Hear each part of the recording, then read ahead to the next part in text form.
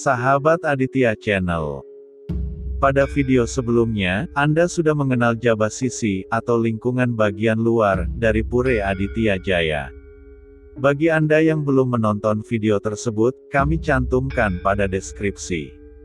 Sekarang kita akan mengenal lebih dekat, Komplek Pura Aditya Jaya, yang terdiri dari Nista Mandala, Madhya Mandala, dan Utama Mandala.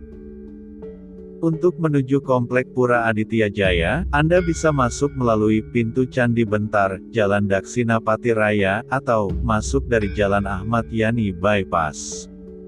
Jalan Ahmad Yani Bypass hanya dibuka pada hari Minggu atau pada hari besar keagamaan. Sahabat Aditya Channel.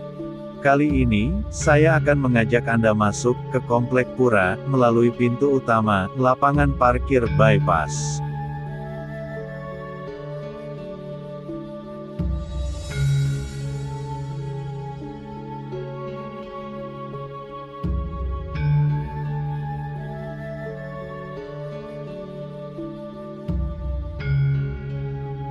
Sebelum masuk ke Komplek Pura, pastikan Anda telah membaca pengumuman pengurus Pura Aditya Jaya.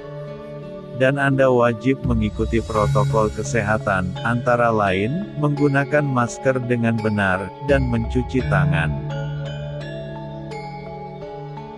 Area parkir kendaraan, mobil dan motor di lingkungan Pura Aditya Jaya cukup luas.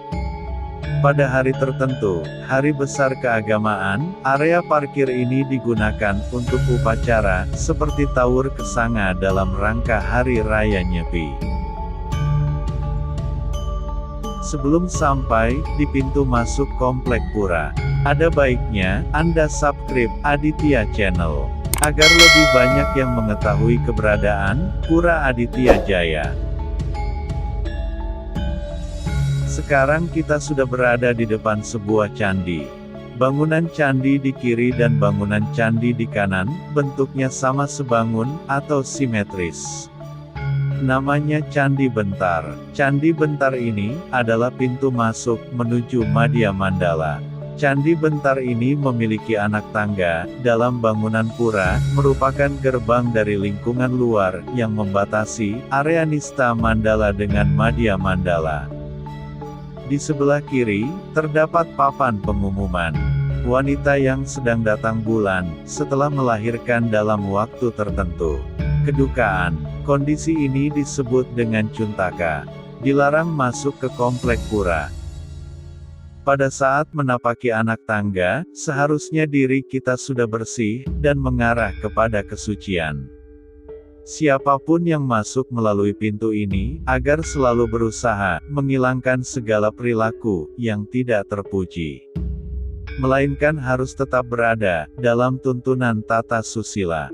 Trikaya Parisuda, selalu berpikir yang baik, berkata yang baik, dan berbuat yang benar.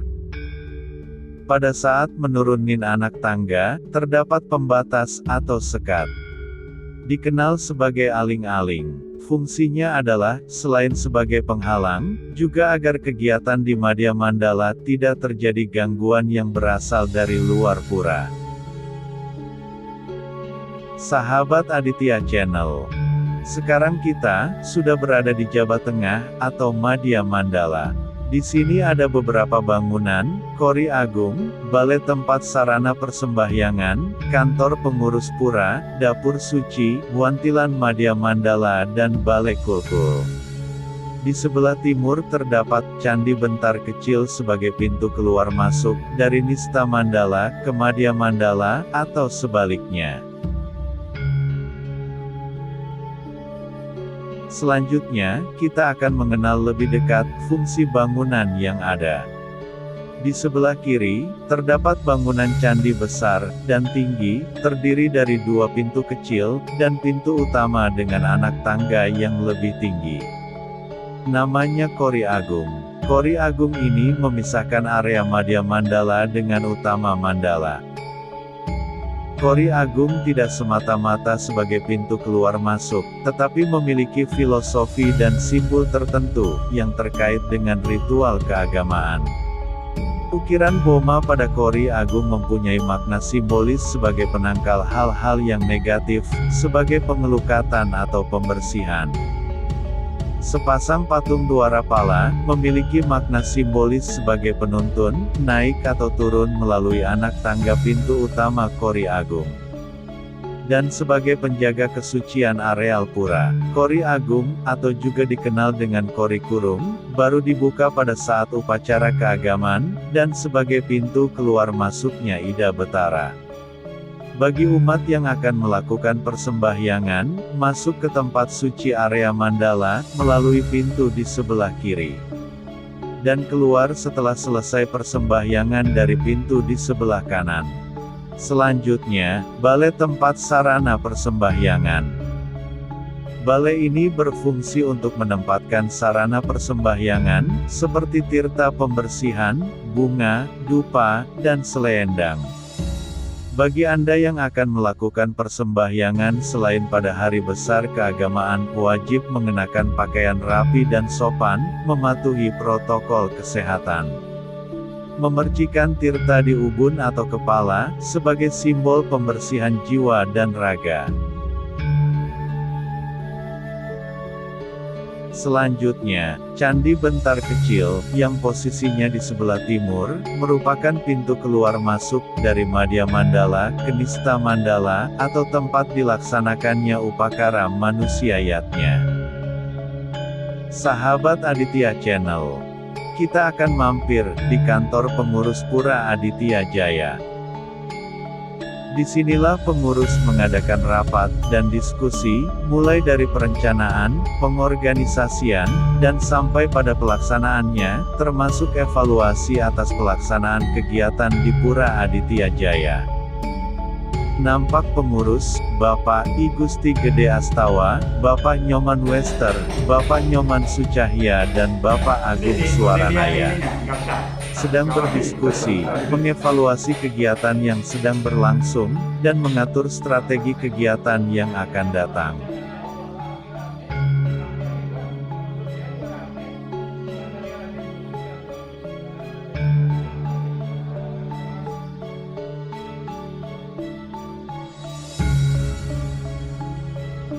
Di waktu yang sama, pengurus Pura Aditya Jaya menerima tamu dari warga berkebangsaan India.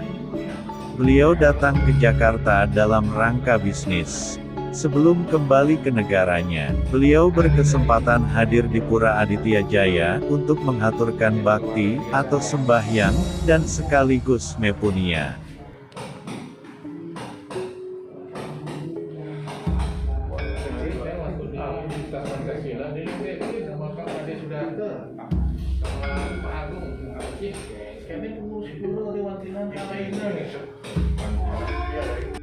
Pengurus pura juga menerima sumbangan atau punya berupa dupa atau hio.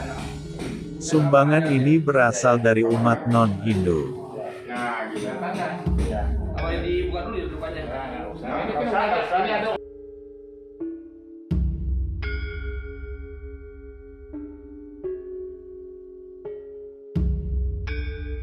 Selanjutnya, kita akan melihat sisi lain, bangunan di Madya Mandala. Dapur suci. Dapur ini dipergunakan saat menyiapkan bahan banten upacara. Selain itu juga dipergunakan untuk menyiapkan konsumsi pengayah saat ada upacara. Sahabat Aditya Channel, bangunan ini adalah Wantilan Madya Mandala, adalah bangunan multifungsi. Sering dipergunakan untuk kegiatan dalam mempersiapkan piranti banten upacara. Selain itu, juga dipergunakan sebagai tempat rapat atau arisan suka-duka Hindu Dharma, tempek-tempek sebagai pengempon Pura Aditya Jaya. Seperti pertemuan bulanan dan atau arisan tempek. Di bidang seni dan budaya, kepemudaan dan olahraga, gedung ini juga dipergunakan sebagai tempat latihan gamelan, tari-tarian, dan yoga. Begitu juga kegiatan yang dilaksanakan, organisasi keumatan di wilayah SDHD Pengempon Pura Aditya Jaya, seperti PWSHD, KPSHD. Selain itu, juga dipergunakan sebagai tempat Lokasaba SDHD Banjar wilayah Jakarta Timur dan Lokasaba PHDI wilayah Kota Jakarta Timur. Sahabat Aditya Channel, kita sudah sampai di bagian akhir, mengenal bangunan di Madya Mandala.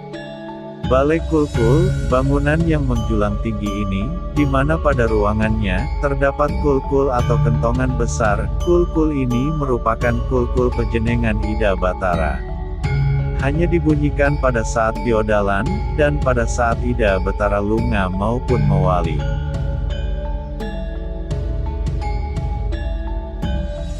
Sahabat Aditya Channel, sekarang kita sudah berada di area tempat suci utama Mandala.